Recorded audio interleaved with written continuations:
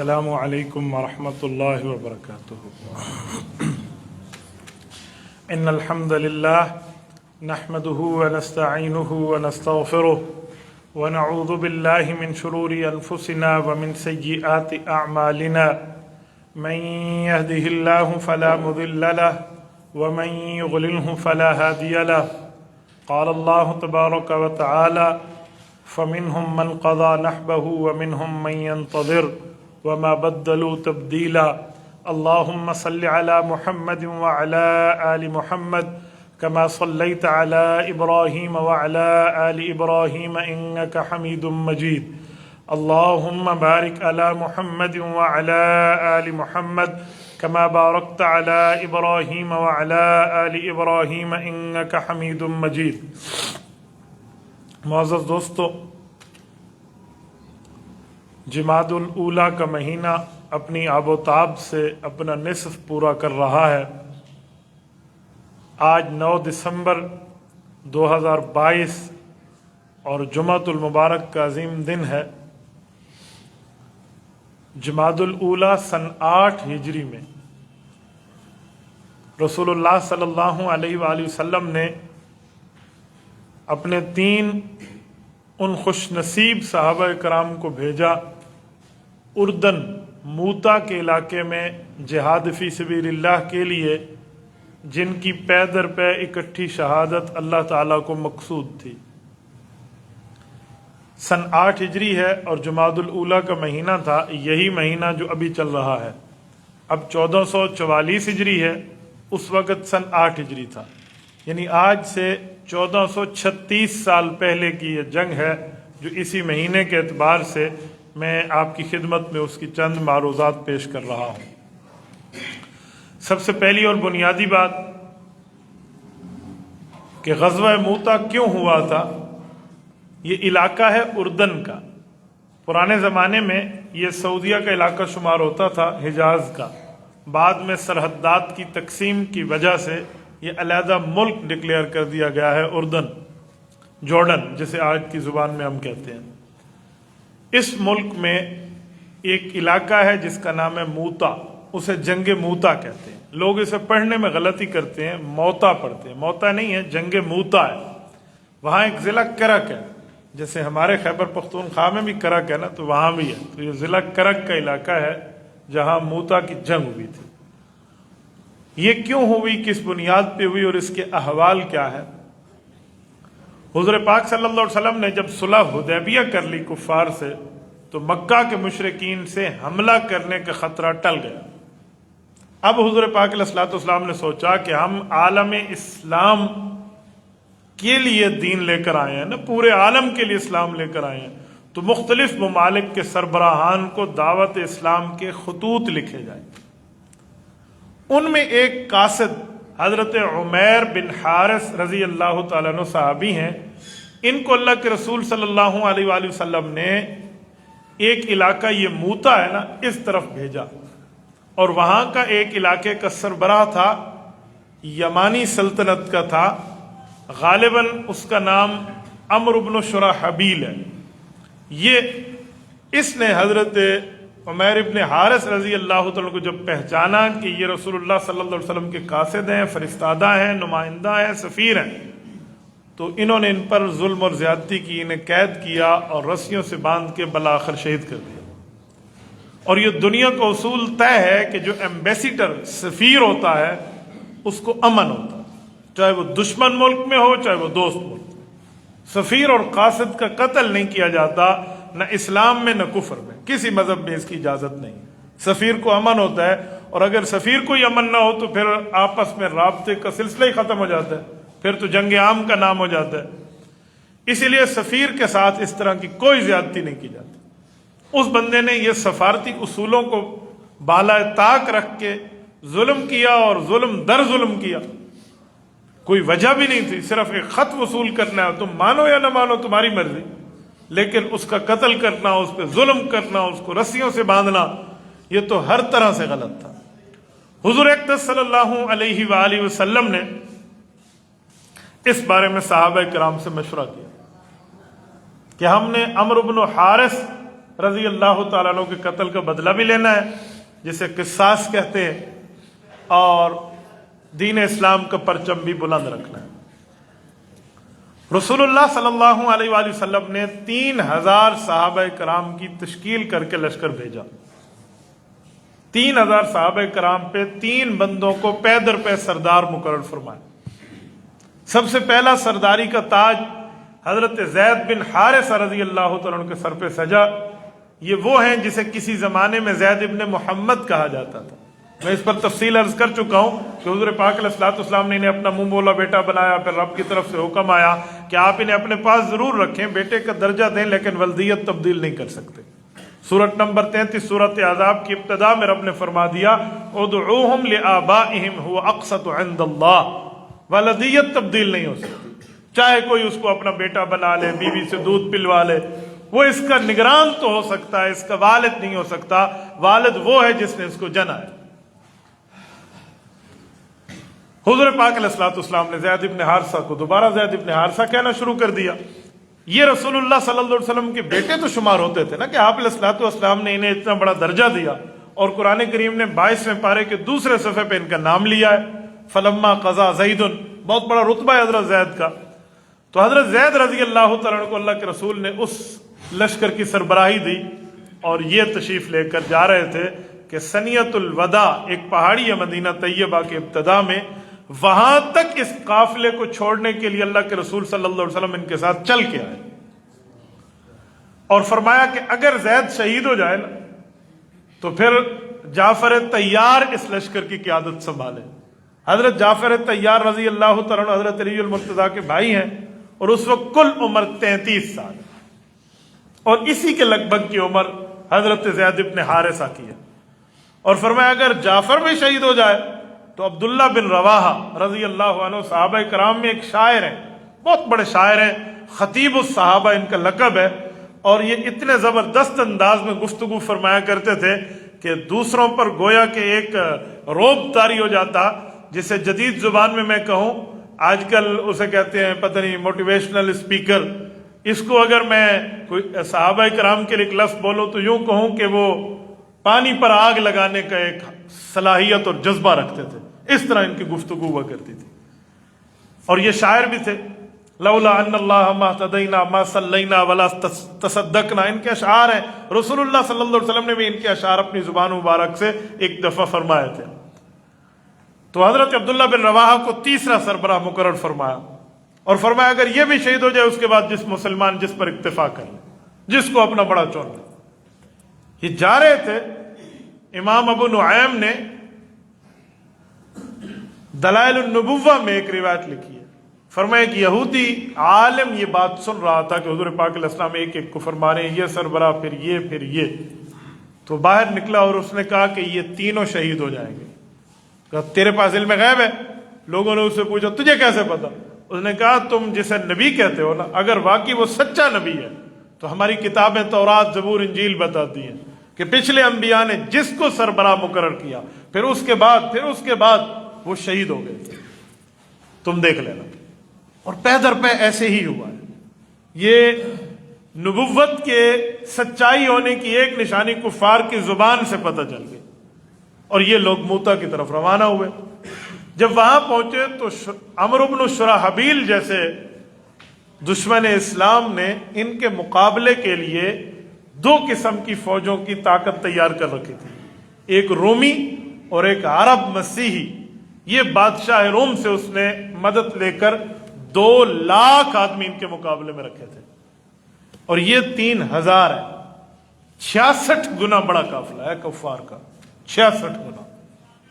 اور یہ لوگ جب وہاں پہنچے اور گھمسان کی جنگ ہوئی ہے، اس جنگ کی تفصیلات میں اس لمیٹڈ ٹائم میں آپ کے سامنے کیا رکھوں، میں ایک 2 جھلکیاں رکھتا ہوں۔ حضرت زید ابن حارثہ رضی اللہ عنہ تیز ترین کمانڈر تھے مسلمانوں کے، لیکن ان بےایمانوں نے اس طرح وار کر کے ان کو گھیرے میں ڈالا کہ حضرت زید رضی اللہ تعالیٰ عنہ پہلے ہی جنگ میں شہید ہو گئے۔ حضرت زید کی شہادت کے بعد حضرت جعفر طیار رضی اللہ تعالیٰ عنہ نے پرچم اسلام سنبھالا، اور حضرت جعفر طیار کو 80 زخم لگے ہیں، 33 سال کی جوانی ہے. اسما بنت امیس رضی اللہ تعالی عنہا ان کی بیوی اور ان کے 2 بچے تھے اس وقت. 80 زخم اس شخص نے کھائے لیکن پرچم اسلام نیچے نہیں گرنے. جو ان کو لقب ہے نا تیار، جنت میں اڑنے والا، تو اسی لیے کہ ان کے بازو کٹ گئے تھے دونوں. تو حضور پاک علیہ الصلوۃ والسلام نے بتایا تھا کہ اللہ تعالیٰ اسے جنت میں اڑنے کے لیے پر عطا فرمائیں گے، اس لیے تیار کہتے ہیں، پرواز والا، اڑنے والا. اور تیسرے نمبر پہ حضرت عبداللہ ابن رواحہ تھے. حضرت عبداللہ ابن رواحہ کو ابھی اتنی اطلاع نہیں تھی کہ اس طرح معاملہ ہے، تو انہوں نے اس کو پیچھے بٹھایا ہوا تھا آرام کے لیے کہ آپ کو آخر میں بلائیں گے. وہ اس وقت کھجور کا خوشہ ہاتھ میں لیے ہوئے تھے کھجور کا، اور وہ اس سے ایک دانہ کھجور کا توڑنے لگے تھے کھانے کے. تو آ کر بتایا کہ آپ سے پہلے والے جو سردار تھے وہ شہید ہو گئے. ایک دل نے کہا کہ یہ کھجور کھا لو پھر قیادت کے لیے نکلو، اور پھر سوچا کہ یار حضور پاک کے حکم میں دیر ہو جائے گی. روایت میں آتا ہے کہ انہوں نے یوں کھجور کے خوشے کو اٹھایا اور یوں پھینکا کہ جاؤ تو دنیا کی نعمت ہے، جنت کی نعمت اس سے زیادہ ہے. یوں پھینکا اور میدان میں تشریف لے. اور حضرت عبداللہ بن رواحہ بھی شہید ہوئے. ان 3 صحابہ کرام کی قبور مبارکہ آج بھی وہی موتا میں موجود ہے اردن کے اندر. اس وقت شام ہونے کے قریب تھی، یہ صبح سے جنگ شروع ہوئی تھی، یہ شام ہونے کا وقت تھا کہ کفار کی سازشیں کام کر گئیں. اور وہ جو سیدھی سادھی جو عام طور پہ لڑائی ہوتی تھی، اس لڑائی میں انہوں نے دیکھا کہ کفار کو لڑائی میں ہم کسی چال کے ذریعے، کسی ترتیب کے ذریعے، کسی جنگی حکمت عملی کے ذریعے تو شکست دے سکتے ہیں، ورنہ یوں سیدھا سیدھا آنا تو یہ بہت شاطر لوگ ہیں. تو مسلمانوں نے اتفاق کیا حضرت خالد ابن ولید رضی اللہ عنہ، یہ نئے اسلام لائے تھے اس زمانے میں، نیا اسلام. حضرت خالد بن ولید رضی اللہ تعالیٰ عنہ پر اتفاق ہوا. تو حضرت خالد نے، شام کا وقت تھا، ان سے 2 ہاتھ تو کیے لیکن رات کے وقت جنگ رک جاتی تھی، اصول تھا. تو رات کے وقت حضرت خالد بن ولید نے فیصلہ کیا کہ ہم نے حکمت عملی بدلنی. کیا 3000 ہم ضرور ہیں، اوکے، مسئلہ کوئی نہیں ہے، لیکن کچھ بندے اس طرف رہیں اور اتنا اکثر مجمع فلاں طرف سے کل گھوڑے دوڑاتے ہوئے آئے. وجہ یہ تھی کہ جب یہ لشکر دوسری طرف سے آئے گا، ہوگا تو ہمارا ہی لشکر، کافروں پہ یہ روب پڑے گا کہ ان کے پاس پیچھے سے کمک اور مدد آ گئی. یہ بھی ایک جنگی حکمت عملی تھی، اور حضرت خالد بن ولید کی یہ حکمت عملی کارگر ثابت ہوئی. اگلے دن جو جنگ ہوئی، اس میں آپ اندازہ لگائیں، حضرت خالد بن ولید کی 9 تلواریں ٹوٹی ہیں کفار کی گردن پہ. اگر صحابہ کرام کی تلوار کی زیارت آپ نے کی ہو نا، تو میرے خیال میں پھر سمجھ آئے گا کہ وہ ہاتھ کیسے تھے جو ان تلواروں سے لڑا کرتے تھے. میں نے یورپ، ترکی، استنبول میں ان تلواروں کی زیارت کی ہیں جو خلفائے راشدین کی تلواریں ہیں. یہ باقی صحابہ کرام میں سے کچھ صحابہ کی تلواریں ہیں. اگر میں یہاں سے اس کو پکڑوں تو اس کا دوسرا کونا پنکھے کے قریب جا کر لگے. پتہ نہیں کتنے کلو کی وہ تلوار، اور چلانے والوں کے پاس طاقت جسمانی کے ساتھ طاقت ایمانی بھی تھی. اور وہ تلواریں ٹوٹی ہیں کسی پتھر پہ نہیں، اسلام کی حفاظت کرتے ہوئے کفار کے سینے اور اس کی گردن. یہ خالد ابن ولید ہے. اس لیے تو ان کا لقب ہے کہ سیف من سیوف اللہ القہار، کہ اللہ تعالیٰ کی تلواروں میں سے ایک تلوار. حضرت خالد رضی اللہ تعالیٰ عنہ جب جنگ میں شروع ہوئے ہیں نا، تو صحابہ کرام جو کل شہید ہوئے ہیں، آپ اندازہ لگائیں ایمانی طاقت اور اللہ تعالیٰ کی مدد. 2 لاکھ کے لشکر کا مقابلہ 3000 سے ہے.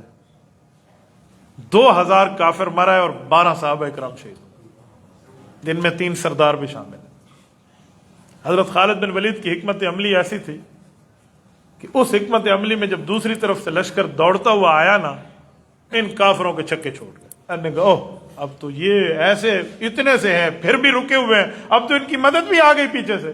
تو وہ سارے بھاگم بھاگ گویا وہاں سے نکل گئے اور بھاگ کے اپنا راستہ لیا. اور یوں جنگ میں صحابہ کرام فاتح بنے، اور انہوں نے اپنی قوت کو بھی بچا لیا، اور اسلام کا ایک ہدہ بیٹھنا تھا، ایک غلبہ ہونا تھا، تو وہ بھی ہوا، اور یہ لوگ واپس تشریف لائے. اسی دوران کہتے ہیں رسول اللہ صلی اللہ علیہ وسلم کو حضرت جبرائیل بتا رہے تھے جب یہ تینوں سردار شہید ہو رہے تھے، تو حضور پاک علیہ الصلوۃ والسلام یہ فرما رہے تھے کہ اب یہ شہید ہوا، اب یہ ہوا، اب یہ ہوا. حالانکہ علم غیب کی کنجیاں تو اللہ تعالیٰ کے پاس ہیں، ذرے ذرے کا علم، قطرے قطرے کا علم، سب چیزوں کا علم اللہ کے پاس ہے۔ نبوت کو رب وہ علوم عطا فرماتے ہیں جو کائنات میں اس جیسا کسی کے پاس علم نہیں ہے، لیکن اس طرح کی خبریں ظاہری بات ہے اللہ تعالیٰ کے بتانے سے ہی رسول پاک صلی اللہ علیہ وسلم بتا رہے ہیں۔ فرماتے حضرت زید ابن حارثہ کے حضرت عبداللہ بن جعفر جو حضرت جعفر طیار کے بیٹے، بہت چھوٹے تھے، ان کے سر پہ جا کر رسول اللہ صلی اللہ علیہ وسلم نے دست شفقت رکھا۔ حضرت اسماء نے پوچھا بھی تو آپ علیہ الصلوۃ والسلام نے جواب جو عطا فرمایا اس سے انہیں یہ نہ سمجھ آئی کہ کیا معاملہ اور پوری ترتیب سے، لیکن یہ کہ دست شفقت رکھنے سے ان کی گھر والی سمجھ گئی کہ میرے خاوند فوت شہید ہو گئے۔ پھر یہی خاتون کا رشتہ حضرت علی المرتضیٰ رضی اللہ تعالیٰ عنہ کی بھابھی ہیں، ان کا رشتہ حضرت ابو بکر صدیق سے ہوتا ہے۔ رسول اللہ صلی اللہ علیہ وسلم کی زندگی مبارک میں حضرت جعفر الطیار کی اہلیہ ہیں، اور حضرت ابو بکر صدیق رضی اللہ تعالیٰ عنہ سے ان کا ایک بیٹا بھی پیدا ہوتا ہے جس کا نام حضرت محمد بن ابی بکر رضی اللہ عنہ ہے۔ یہ حضرت ابو بکر صدیق کے بیٹے ہیں، اور یہ عین اس وقت پیدا ہوئے ہیں جب رسول اللہ صلی اللہ علیہ وسلم حجۃ الوداع کے سفر پر مدینہ طیبہ سے احرام باندھنے کے لیے ذوالحلیفہ تشریف لے آئے تھے کہ آگے حج کا سفر کرنا ہے، جسے آج کل اس میقات کو بئر علی کہتے ہیں۔ مدینہ طیبہ سے نکلیں تو اسی سے احرام باندھ کے بندے کو مکہ مکرمہ جانا ہوتا ہے۔ یہ ادھر پیدا ہوئے تھے، تو حضرت ابو بکر صدیق رضی اللہ تعالیٰ عنہ کی خلافت تک یہ ان کی بیوی رہی، اور حضرت اسماء بنت امیس وہ ہے حضرت ابو بکر صدیق کی بیوی جنہوں نے حضرت فاطمہ الزہرا رضی اللہ تعالی عنہ کی تیمارداری کی تھی جب حضرت فاطمہ رضی اللہ تعالی عنہ بیمار تھی۔ حضرت فاطمہ سے ان کے کئی رشتے ہیں، نبی کی بیٹی بھی ہیں، صحابیہ ہونے کے ناطے دونوں بہنیں بھی ہیں، اور ایک زمانے میں حضرت جعفر طیار کی یہ بیوی تھی اور حضرت فاطمہ حضرت علی المرتضیٰ کی ہیں، تو پھر بھائیوں کی بیوی ہونے کے ناطے بھی ان کو ایک آپس میں رشتہ تھا۔ پھر ان کی شہادت کے بعد حضرت ابو بکر صدیق کی بیوی ہیں تو صدیق اکبر امیر المؤمنین وقت ہے، اور ان کی اہلیہ حضرت فاطمہ الزہرا کی تیمارداری پر ہے۔ بڑے جو ہے نا کیا کہتے ہیں ان کی نسبتیں تھیں، اور ایک نسبت یہ بھی تھی کہ حضرت اسماء بنت امیس رضی اللہ عنہا نے حضرت جعفر طیار رضی اللہ تعالیٰ عنہ کے ساتھ آؤٹ آف کنٹری سفر بھی کیا ہوا تھا، غیر ملکی سفر۔ اس زمانے کے غیر ملکی سفر بہت بڑی چیز ہوتی تھی۔ وہ کیسے؟ ہجرت حبشہ ان میاں بیوی نے کی ہوئی تھی، تو مختلف تہذیبوں کو بھی جانتی تھی۔ تبھی اماں فاطمہ نے ان سے پوچھا تھا کہ ان علاقوں میں جنازے کی ترتیب کیا تھی، تو انہوں نے کہا جنازے میں یوں رکھتے ہیں، عورت کے جنازے پر یوں پردہ۔ تو اماں فاطمہ نے فرمایا تھا میرا جنازہ بھی اس طرح با پردہ اور رات کو اٹھے گا۔ یہ انہی سے پوچھا تھا، اور حضرت ابو بکر صدیق کی یہ اہلیہ ہے، اور حضرت صدیق اکبر کو انہوں نے جا کر بتایا کہ اماں فاطمہ کا انتقال ہو گیا۔ حضرت علی المرتضیٰ اور حضرت ابو بکر کے گھر کا روزانہ کا تعلق تھا نا، بیوی صبح وہاں سارے بچوں کا کھانا پکا کے ادھر آ جاتی ہیں، رات کو دن کو ان کی خدمت میں ہے، پھر اپنے گھر جاتی، یعنی اماں فاطمہ اور حضرت ابو بکر صدیق کے گھر میں یہ روزانہ کا ایک ریلیشن شپ اور تعلق ہے۔ یہ جو پروپیگنڈا کیا جاتا ہے نا کہ حضرت علی نے حضرت ابو بکر کو نہیں بتایا تھا کہ میری بیوی رسول اللہ کی بیٹی اماں فاطمہ فوت ہو گئی ہیں، تو کہتے ہیں حضرت علی المرتضیٰ اور حضرت ابو بکر کا تعلق ہوتا تو علی خود جا کر بتاتے۔ میں کہتا ہوں یہ غلط فہمی پر بات ہے۔ جب ابو بکر کی بیوی روزانہ کی بنیاد پہ حضرت علی کے گھر آتی ہے اور روزانہ کی خبر وہیں جا کر اپنے خاوند کو بتا رہی ہیں، تو بھائیوں والا تعلق ہوا۔ تو ایک بھائی کی بیوی فوت ہوئی ہے تو دوسرے بھائی کو اس کی بیوی نے جا کے بتا دیا ہے، ضروری ہے بھائی کو بتے، اسے پتہ ہے میرے گھر کا معاملہ ہے، تو اس پروپیگنڈے کی کوئی اہمیت نہیں رہتی۔ حضرت فاطمہ الزہرا رضی اللہ عنہ کے انتقال کے بعد حضرت علی المرتضیٰ نے جو شادیاں کی ہیں، ادھر حضرت ابو بکر صدیق کا انتقال ہوا، تو اس خاتون سے جو کس زمانے میں حضرت علی کی بھابھی ہیں، بعد میں حضرت ابو بکر کی بیوی ہیں، تو ان خاتون سے حضرت علی کی شادی ہے۔ تیسرے نمبر پہ ان کی شادی حضرت علی المرتضیٰ سے ہے، اسماء بنت امیس۔ یہ ایک رشتہ ہے جو ان سب کو جوڑ دیتا ہے، صحابہ اور اہل بیت کو آپس میں۔ اس طرح اور بھی کئی رشتے ہیں۔ حضرت ابو بکر صدیق کے جو بیٹے تھے محمد بن ابی بکر، یہ چھوٹے تھے نا، حضرت صدیق اکبر کی خلافت 2.5 سال کی ہے، تو 3-3.5 سال عمر ہے جب حضرت ابو بکر صدیق فوت ہو گئے۔ تو حضرت علی المرتضیٰ نے جب اس خاتون سے شادی کی تو اس بچے کی تربیت بھی حضرت علی کے گھر میں ہوئی ہے۔ حضرت ابو بکر رضی اللہ تعالیٰ عنہ کے بیٹے محمد بن ابی بکر کی تربیت حضرت امام حسن اور حسین کے ساتھ ہوئی ہے۔ یہ بچپن میں ان کے ماں شریک بھائی ہیں، اس لیے فرماتے تھے کہ میں پیدا ابو بکر کے گھر میں ہوا ہوں، میری تربیت علی المرتضیٰ کے گھر میں ہوئی ہے۔ پھر ان کی شادی حضرت علی المرتضیٰ سے. یہ خاتون حضرت جعفر طیار رضی اللہ تعالیٰ عنہ کی زوجہ مکرمہ ہے. میں بات کر رہا تھا اسی پر، جنگ موتا کے معاملے پر. تو جنگ موتا سے پھر حضرت خالد ابن ولید رضی اللہ تعالیٰ عنہ کی فاتح بن کر واپسی ہوئی ہے. اور جب یہاں واپس تشریف لائے ہیں تو یہ جو ان کا واپس آنا تھا، مکہ کے کافروں کو جب پتہ چلا کہ انہوں نے رومی سلطنت کے 2 لاکھ بندوں کو بھگا دیا، ادھر ان سے معاہدہ تھا، کافر معاہدہ توڑ چکے تھے، 10 سال کا معاہدہ تھا امن کا، تو یہ بھاگم بھاگ مدینہ طیبہ آئے اور آ کر کہا کہ جی ہمارے ساتھ معاہدے کی تجدید کریں، ہم سے غلطی ہو گئی. حضور پاک علیہ الصلوۃ والسلام نے فرمایا ہم نے آپ کی ہر شرط مانی، 10 سال تک معاہدہ کیا، باوجود ہے کہ لوگ کیا سے کیا باتیں کر رہے تھے، لیکن ہم نے آپ سے معاہدہ کیا. اب معاہدہ تم ہی نے توڑا ہے، اب جو تم نے توڑ دیا ہے تو توڑ دیا، اب اللہ دوبارہ تم سے معاہدہ کرنے پہ راضی نہیں ہے. وہ ہو گیا سو ہو گیا. اس کے بعد اگلے سال پہ جنگ فتح مکہ، جس کو غزوہ فتح مکہ کہتے ہیں، یہ رسول اللہ صلی اللہ علیہ وسلم نے لڑا ہے. اور اس میں جا کے اسی کے کچھ مہینے میں، سال بھی نہیں بلکہ 2-3 مہینے کی بات ہے، جمادی الاولیٰ میں یہ ہوا، جمادی الثانی اور رجب گزار کے شعبان کے بعد رمضان میں مکہ مکرمہ پر حملہ ہوا ہے، اور 10 رمضان المبارک سن 8 ہجری کو مکہ مکرمہ فتح ہوا. تو یہ جو ساری ترتیب ہے، یہ بتانے کا مقصد کہ اس مہینے میں یہ عظیم مارکہ ہوا ہے. اور حضرت خالد بن ولید رضی اللہ تعالیٰ عنہ کے حوالے سے میں ایک جملہ کہہ دوں کہ انہیں رب کریم کے نبی کریم نے تلوار کا لقب دیا تھا.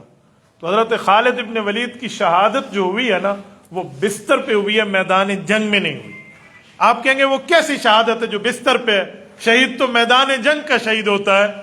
شہادت کی کئی قسمیں ہیں، ان میں ایک قسم یہ بھی ہے کہ اگر کوئی آدمی دل میں سچی طور پہ یہ ارادہ اور تمنا رکھے کہ اے اللہ میں تیرے راستے میں جہاد فی سبیل اللہ کروں گا، اگرچہ مجھے موت شہادت آئے، مجھے یہ موت قبول ہے. حضور پاک علیہ الصلوۃ والسلام نے فرمایا نال اللہ مراتب الشہداء و ان مات علی فراشی. صحیح مسلم کی حدیث حضرت ابو ہریرہ رضی اللہ عنہ کے واسطے سے فرمایا ایسا خوش نصیب آدمی بستر کی موت کیوں نہ مر جائے، اللہ اسے شہید بنا کر کل قیامت میں اٹھائے، کہ اس کا ارادہ سچا تھا. حضرت خالد ابن ولید رضی اللہ تعالیٰ عنہ نے غالباً کوئی 250 کے قریب جنگیں لڑی ہیں اور تقریباً تمام میں فتح پائی ہے، لیکن شہادت کافر کے ہاتھوں نہیں ہوئی، بستر پر فوت ہوئے. فرماتے تھے میری موت بستر پہ آنا یہ بزدلوں کو پیغام ہے کہ بزدلوں، جہاد فی سبیل اللہ کے کارزار کے میدانوں میں موت نہیں ہے، موت اللہ کے حکم سے جہاں چاہے گی وہیں آ جائے گی. اس میں کوئی نہ جہاد کا دخل ہے نہ کسی اور معاملے کا دخل ہے. موت نے آ کر رہنا ہے چاہے جہاں بھی رب کریم نے اس کو لکھا ہے. اور شہادت ان کو تو بستر پر ملی، تو کہتے ہیں ان کی آنکھوں میں آنسو تھے. فرماتے تھے میں نے تو کئی جنگیں بغیر زرہ کے لڑی ہیں تاکہ میں موت شہادت لوں، جس کے لیے حدیث پاک میں ہے کہ رب کریم کل قیامت پہ شہید کو ہر نعمت دے گا اور فرمائے گا کہ بتائیں اب کچھ اور آپ کو چاہیے؟ وہ کہیں گے اللہ ہر مزہ، ہر راحت، ہر لذت ہمیں مل گئی، لیکن جو لذت آپ کے راستے میں شہادت کے وقت ملی تھی وہ تیری جنت میں بھی نہیں. تو وہ کہیں گے اللہ انت رد ارواحنا فی اجسادنا حتی نقتل فی سبیلک مرتن اخرى. اللہ یعنی اب تو روحوں کا جسم سے تعلق ہے نا وفات کے بعد، اللہ ہماری روح کو مکمل ہمارے جسم میں داخل کر دے تاکہ ہم دنیا میں پہنچ کے دوبارہ شہادت کا رتبہ حاصل کریں اور تیرے راستے میں ایک بار پھر شہید ہو کر آئیں. بظاہر تو لگتا ہے کہ شہید کو تکلیف ہو رہی ہے، اس کا خون نکل رہا ہے، لیکن حدیث پاک میں ان یجد احدکم القرصۃ تمسھا، فرمایا تم میں سے جیسے کسی کو ایک چونٹی کاٹتی ہے نا، اس سے بھی کم تکلیف شہید فی سبیل اللہ کو شہادت کے وقت ہوتی ہے.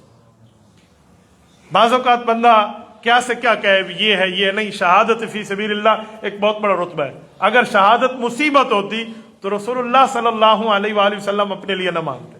آپ علیہ الصلوۃ والسلام نے کئی مرتبہ مانگا لوددت ان اقتل فی سبیل اللہ ثم احیا ثم اقتل، میرے مولا میں چاہتا ہوں میں تیرے راستے میں شہید ہو جاؤں تو پھر مجھے دنیا میں بھیج، پھر شہید ہو جاؤں، پھر یہ بار بار آپ علیہ السلام نے مانگا.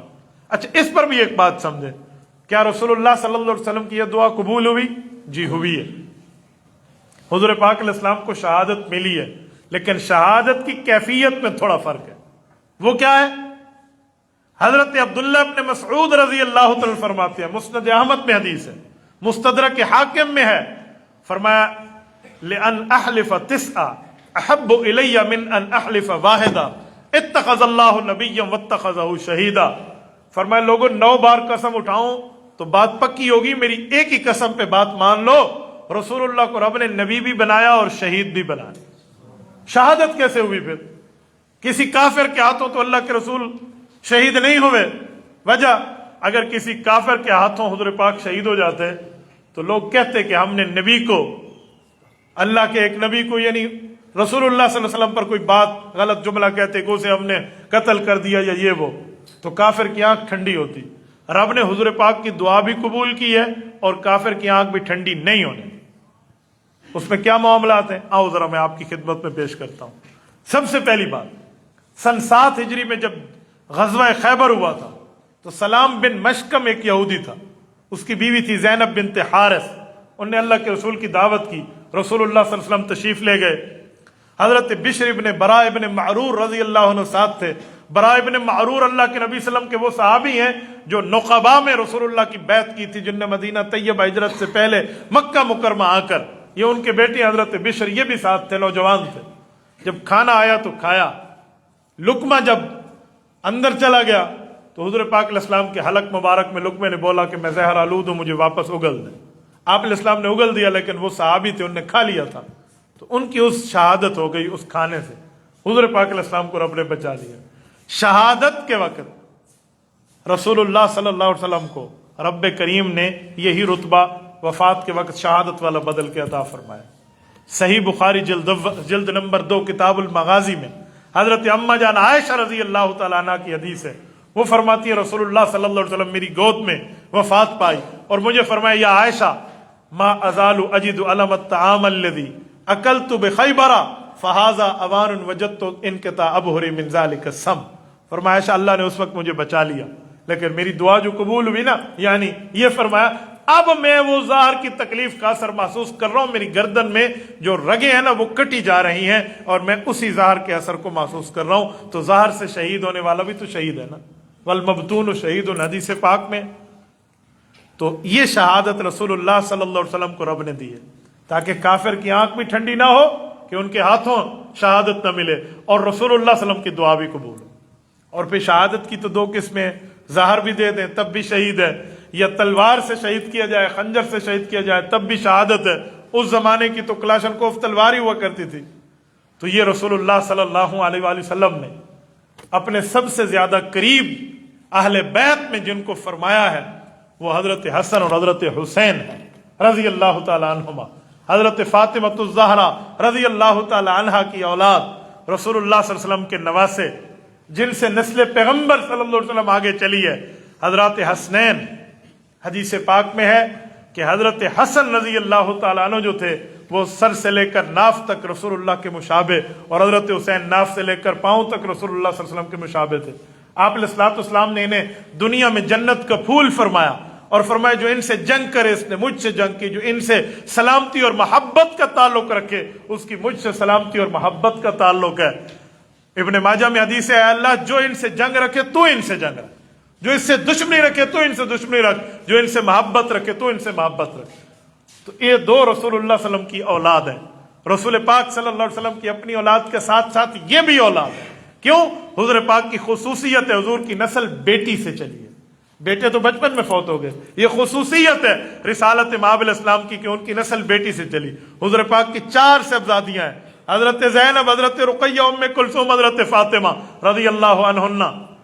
چاروں میں سے 3 کی اولاد ہے، لیکن جو باقی 2 بیٹیوں کی اولاد ہے وہ نسل آگے یوں چل نہ سکی، جسے سادات کی نسل کہتے ہیں، وہ صرف حضرت فاطمہ الزہرا کی آگے نسل چلی ہے۔ اسی لیے حضرت فاطمہ کا لقب زہرا ہے، زہرا پھول کو کہتے ہیں، پھول سے خوشبو بکھرتی ہے، ان سے نسل پیغمبر بکھری ہے دنیا۔ تو ان 2 شہزادوں کی شہادت دیکھیں نا، وہ بھی تو رسول اللہ کی شہادت ہے۔ حضرت حسن کی شہادت زہر سے ہے اور حضرت حسین کی شہادت تلوار سے ہے۔ تو گویا ان اولادوں کی شہادت ہونا بھی تو رسول اللہ کی شہادت ہے نا۔ تو اللہ تعالیٰ نے دونوں قسم کی شہادتوں کی نسبت رسول اللہ سے جوڑ دی، لیکن کسی کافر کی آنکھ ٹھنڈی نہیں ہونے دی کہ ان کے ہاتھوں سے نبی قتل ہو جائے۔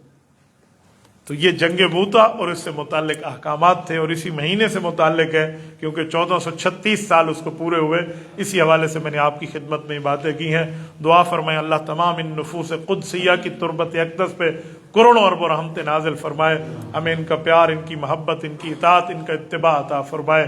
اقول قولی ھذا واستغفر اللہ وآخر دعوانا ان الحمد للہ رب العالمین۔